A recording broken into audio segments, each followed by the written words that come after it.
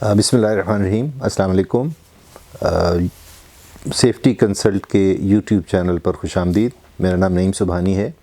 اور آج ہم جس ٹاپک پہ بات کریں گے وہ بہت اہم ٹاپک ہے سردیوں کے لحاظ سے۔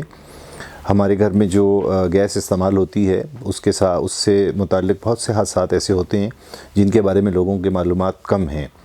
اور ان حادثات کو ہم تھوڑے سی علم کی وجہ سے بچا سکتے ہیں۔ آپ کو معلوم ہوگا، آئے دن معلوم ہوتا ہے، آئے دن خبروں میں آتا ہے کہ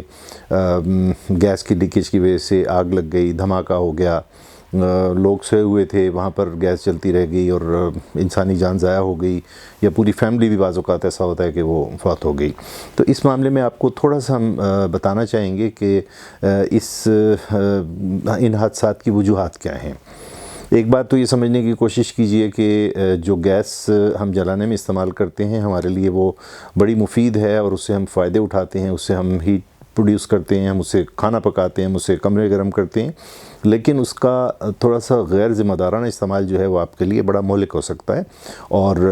جان لیوا بھی ہو سکتا ہے۔ جس کمرے میں گیس چل رہی ہے تو یہ ذہن میں رکھیں کہ اس میں آکسیجن کی کمی ہوتی جاتی ہے۔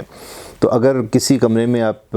گیس کا ہیٹر بھی چلایا ہوا ہے اور کھڑکیاں بند ہیں اور دروازے بند ہیں تو جو موجودہ آکسیجن کی مقدار ہے وہ آہستہ آہستہ کم ہونی شروع ہو جاتی ہے، کیونکہ آپ بھی اس کو استعمال کر رہے ہیں اور وہ آگ بھی جو ہے وہ بھی آکسیجن استعمال کر رہی ہے۔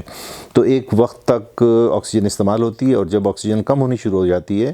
تو وہ آپ کے لیے مہلک ہو جاتی ہے، کیونکہ آپ کو سانس لینے میں ایک خاص مقدار آکسیجن جو ہے ضروری ہے۔ اگر اس سے کم ہونی شروع ہوتی ہے تو آپ بے ہوش ہو سکتے ہیں، اور بے ہوشی کے بعد اگر مزید کم ہوتی جائے تو آپ کی جان بھی جا سکتی ہے۔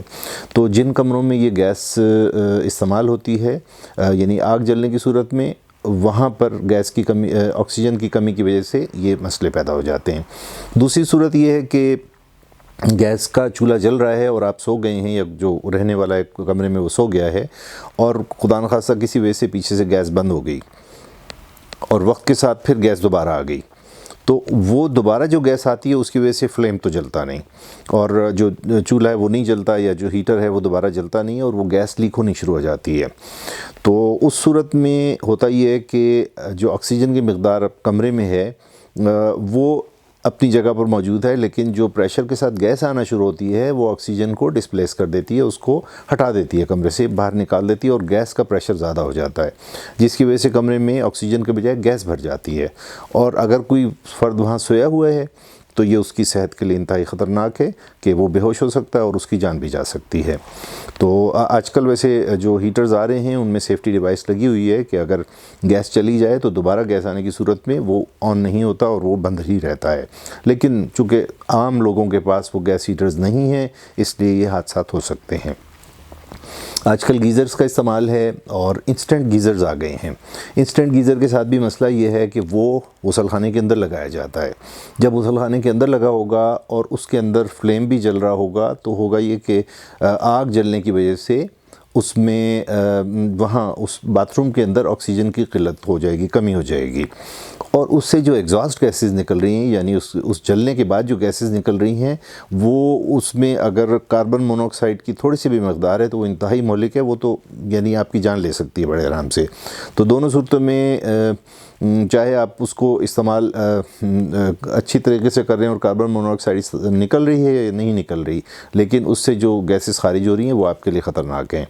اس لیے وہ جو انسٹنٹ گیزر ہے وہ باتھ روم کے باہر لگایا جانا چاہیے، اندر نہیں، کیونکہ اس میں دونوں صورتیں ہیں کہ آکسیجن بھی کمی ہو جائے گی، اور اس کی ایگزاسٹ گیسز سے بھی آپ کی صحت پہ بھی اثر پڑ سکتا ہے، یعنی آکسیجن کم ہو سکتی ہے، اور خدا نخواستہ زیادہ کم ہو جائے